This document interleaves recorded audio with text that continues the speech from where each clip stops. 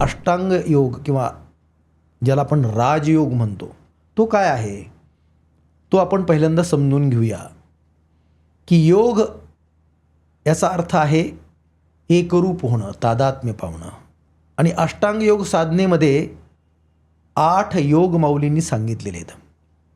त्यातले 5 योग हे बहिरंग आहेत, तर उरलेले 3 योग हे अंतरंग आहेत. म्हणजे सृष्टीकडून आतमधला प्रवास आहे.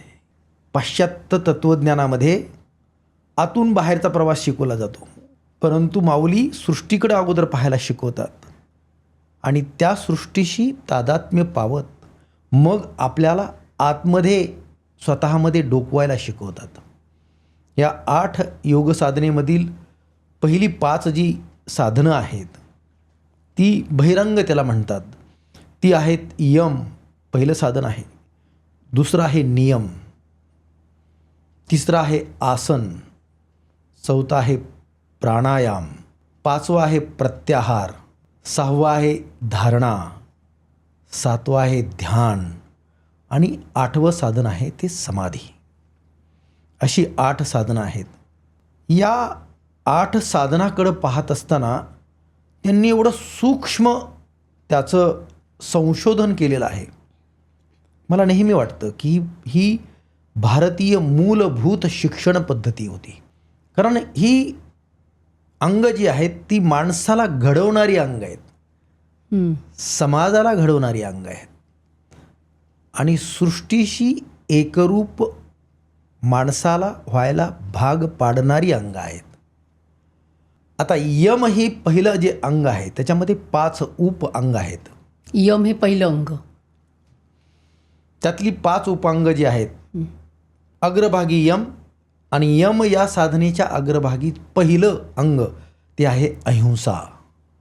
भारतीय तत्त्वज्ञानानं अहिंसाला खूप मोठं महत्त्व दिलं आहे. मानवी जीवनामधली अहिंसा ही माणसाला प्रगतीकडे घेऊन जातं सध्या, आणि हे जास्त कळणं महत्त्वाचं आहे. आपण आजच्या या दैनंदिन जीवनामध्ये अहिंसा या शब्दाचा अर्थ आपण पहिल्यांदा समजून घेऊया. काय माऊलींनी मांडलेली अहिंसा काय आहे. तर माऊली असं म्हणतात की अहिंसा कोणत्या अर्थानं, तर कायिक, वाचिक, मानसिक कोणाचीही विनाकारण हिंसा करू नका. कायिक म्हणजे शरीरानं, वाचिक म्हणजे बोलून, आणि मानसिक म्हणजे विचार करून. कोणाचीही विनाकारण हा शब्द माऊलींचा खूप महत्त्वाचा आहे. विनाकारण हा शब्द यासाठी महत्त्वाचा आहे की आपण अहिंसेबद्दल फार आपल्या मनामध्ये गैरसमज आहे. कारणानं केलेली हिंसा चालते असा त्याचा सरळ सरळ अर्थ आहे. मग एवढं मोठं महाभारत जे घडलं, ज्या महाभारतामध्ये ही गीता सांगितली, ती गीता देखील कारणानं हिंसा करावी लागते हे सांगते ना. जर शत्रू समोर उभा राहिला आणि तुम्ही अहिंसक मार्गाने चाललात तर तुमचा अंत निश्चित आहे. शत्रूला तर तुम्हाला विरोध करावा लागेल. म्हणून माऊली म्हणतात कोणाचीही विनाकारण कायिक, मानसिक आणि वाचिक हिंसा करू नका. पण मानसिक म्हणजे एखाद्याबद्दल वाईट विचार करणं ही सुद्धा हिंसा आहे. अगदी अगदी. वाईट विचार का करता तुम्ही लोकांबद्दल? वाईट विचार करणं म्हणजे स्वतःच्या पदरात विनाकारण पाप पाडून घेणं आहे. आणि आपण कितीतरी वेळा वाईट विचार मनामध्ये इतरांच्याबद्दल करत असतो. आणि तुलना करताना तर करतो. जगताना किती दिवसातनं किती वेळा वाईट विचार करतो दुसऱ्यांच्याबद्दल, याचा विचार करा. माऊली सांगतात असं करू नका. अहिंसा तत्त्व बाळगा. पहिल्यांदा आपल्या जीवनाचा पाया काय असेल तर अहिंसा आहे. कायिक, वाचिक आणि मानसिक कुणाची विनाकारण हिंसा करू नका. हे पहिलं तत्त्व आहे. हे अभ्यासानं येतं असं येत नाही. हा संस्काराचा भाग आहे. हिंसा करणं सोपं आहे, अहिंसक होणं अवघड आहे. अहिंसक होण्यासाठी स्वतःच्या इंद्रियांवर संयम आपल्याला करावा लागेल. इंद्रियांचं नियमन करावं लागेल. राग येण्याच्या अगोदर आपल्याला तो पाहता आला पाहिजे की माझ्या मनामध्ये, अंतःकरणामध्ये एखाद्याच्या बद्दल राग निर्माण झालेला आहे. तो बाहेर येऊ द्यायचा नाही हे ठरवावं लागेल.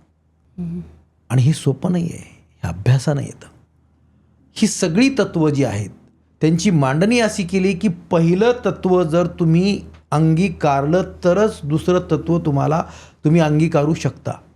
अशी उडी मारून अंगीकारता येणार नाही की तिसरं तत्त्व मला अंगीकारायचं आहे आता, असं नाही करता येणार. तत्त्वज्ञानाची मांडणी इतकी सटीक आहे. जसं एखाद्या इमारतीचा पाया अगोदर बांधावा लागेल ना. तुम्हाला इमारतीचा वरती छत कसं बांधणार आहात किंवा भिंती कशा उभा करणार आहात हे ठरवून तुम्ही भिंती अगोदर उभा करू शकत नाहीत.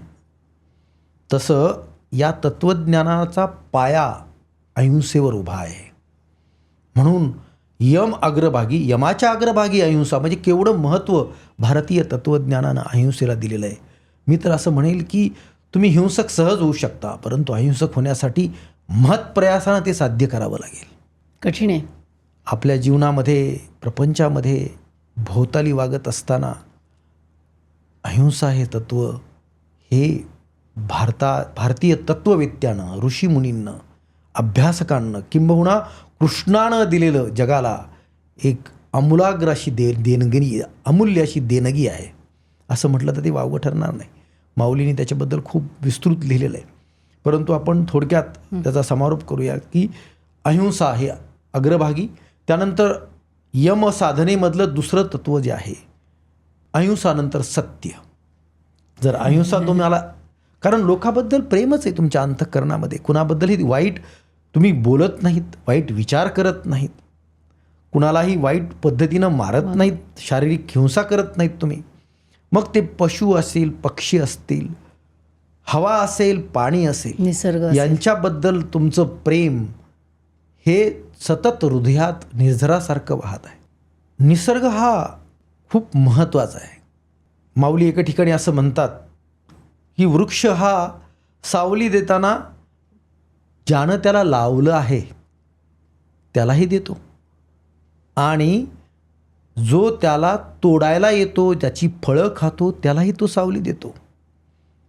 का खांडावया घावो घाली की लावणी जयाने केली, दोघा एकची सावली वृक्ष दे जैसा.